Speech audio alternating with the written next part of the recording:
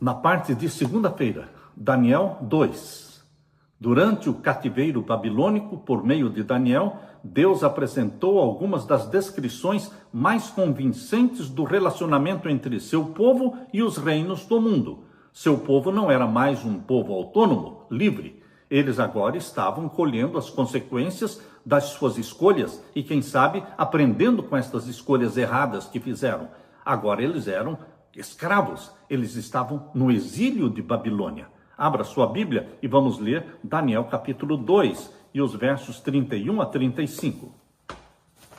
Aqui diz: Tu, ó rei, estavas vendo, e eis aqui uma grande estátua. É o sonho que Deus deu para Nabucodonosor e que deu também para Daniel poder interpretar o sonho do rei Nabucodonosor. E aqui está o sonho, e aqui está a descrição do sonho e também a interpretação. Tu, ó rei, estavas vendo, e eis aqui uma grande estátua. Esta estátua, que era grande e cujo esplendor era excelente, estava em pé diante de ti, e a sua vista era terrível. A cabeça daquela estátua era de ouro fino, e o seu peito e os seus braços de prata, e o seu ventre e as suas coxas de cobre, as pernas de ferro, os pés em parte de ferro e em parte de barro. Estavas vendo isto quando uma pedra foi cortada sem mão, a qual feriu a estátua nos pés de ferro e de barro e os esmiuçou. Então foi juntamente esmiuçado o ferro, o barro, o cobre, a prata, o ouro, os quais se fizeram como pragana das eiras no estio, e o vento os levou, e não se achou lugar algum para eles. Mas a pedra que feriu a estátua se fez um grande monte, e encheu toda a terra. Este é o sonho. Também a interpretação dele diremos na presença do rei. Tu, ó rei, és rei de reis, pois o Deus do céu te tem dado o reino, o poder e a força e a majestade.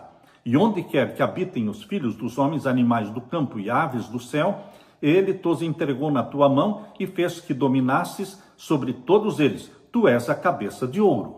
E depois de ti se levantará outro reino inferior ao teu, e um terceiro reino de metal, o qual terá domínio sobre toda a terra. E o quarto reino será forte como ferro, pois como o ferro esmiuça e quebra tudo, como o ferro quebra todas as coisas, ele esmiuçará e quebrantará. E quanto ao que viste dos pés e dos dedos, em parte de barro, de oleiro, e em parte de ferro, isso será um reino dividido. Contudo, haverá nele alguma coisa da firmeza do ferro, pois que viu o ferro misturado com o barro de lodo. E como os dedos dos pés eram em parte de ferro e em parte de barro, assim, por uma parte, o reino será forte, por outra será frágil. Quanto ao que viste do ferro misturado com o barro de lodo, misturar-se-ão com semente humana, mas não se ligarão um ao outro, assim como o ferro não se mistura com o barro. Mas nos dias destes reis, o Deus do céu levantará um reino que não será jamais destruído, e este reino não passará a outro povo, esmiuçará e consumirá todos estes reinos, e será estabelecido para sempre. Deus mostrou para Nabucodonosor, usando o profeta Daniel, mostrou a história do mundo em um capítulo da Bíblia. Meu querido irmão, desde os dias de Babilônia, representada pela cabeça de ouro, até os pés, os dedos dos pés, nós estamos vivendo nos dedos dos pés da estátua. Deus contou a história porque ele conhece o fim desde o princípio. A profecia prova que só Deus conhece o fim desde o princípio. No fim do século XIX, muitas pessoas estavam exalando uma nova confiança no progresso humano. A exposição de Paris em 1900, por exemplo, foi uma notável demonstração de otimismo sobre o futuro. Acreditava-se que, com todos os avanços tecnológicos e científicos, muitos dos piores problemas da humanidade chegariam ao fim. Quando a humanidade entrou no século XX, entre muitos pensadores havia o grande otimismo de que os ideais do iluminismo, com o poder da razão e a capacidade humana de se aperfeiçoar continuamente, inaugurariam uma nova era. No entanto, a Primeira Guerra Mundial, 1914 a 1918, destruiu esses sonhos. E no fim do século XIX, mais de 200 milhões de pessoas haviam morrido em guerras. Avançamos na tecnologia, mas não avançamos no sentido moral. Martin Luther King disse: temos mísseis teleguiados, mas pessoas desnorteadas. Isso é assustador. Muitos estudiosos das profecias observam que os metais de Daniel capítulo 2 vão do metal mais valioso para o menos valioso. O ouro, prata, bronze, ferro e, por fim, ferro misturado com o barro. Charles Darwin, Karl Marx e outros pensadores como Freud formaram uma trindade satânica para a sociedade moderna. Estes pensadores do século XIX tentaram nos convencer que a humanidade está de alguma forma progredindo, evoluindo em termos biológicos e sociais. Ainda que a existência humana tenha melhorado em alguns aspectos, quando tentamos vislumbrar o futuro do mundo, observando como ele é governado, é muito difícil ter uma visão otimista de paz, segurança e prosperidade. A nova ordem mundial que está sendo implantada no mundo hoje é mais um grande engano da humanidade. O Fórum Econômico Mundial, liderado por Klaus Schwab, está dizendo que nesta nova ordem mundial você não terá nada, mas será feliz. Não, meu querido irmão.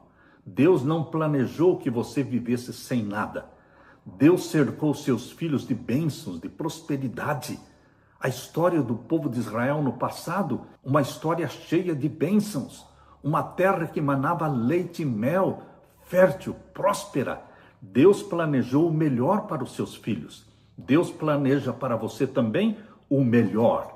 E Deus está planejando uma nova terra, um novo céu para você. Daniel capítulo 2 termina com o fracasso dos reinos terrestres. Todos os reinos da terra serão destruídos.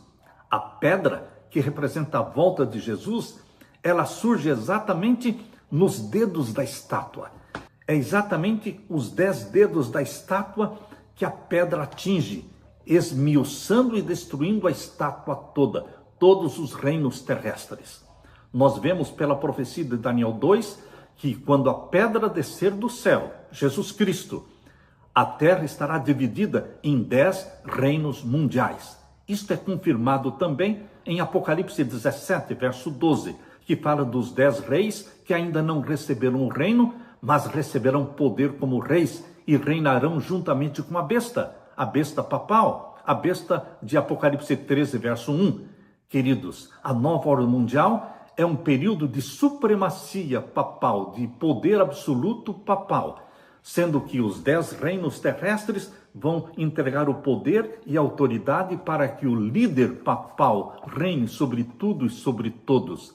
Mas você, como povo de Deus, você como escolhido, como remanescente de Deus na terra, guiado pelo Espírito Santo, você está a serviço de Jesus Cristo. Nós estamos aqui como representantes de Jesus Cristo. É a Ele que nós rendemos louvor e obediência. E é para o céu que nós iremos com Jesus. Aleluia! Pela luz maravilhosa da pedra que vai descer do céu. É este o maior de todos os acontecimentos da terra. A volta de Jesus para arrebatar você e a mim, o povo de Deus, para o céu, onde viveremos na presença do Rei dos Reis, do Senhor dos Senhores. Amém. Aleluia.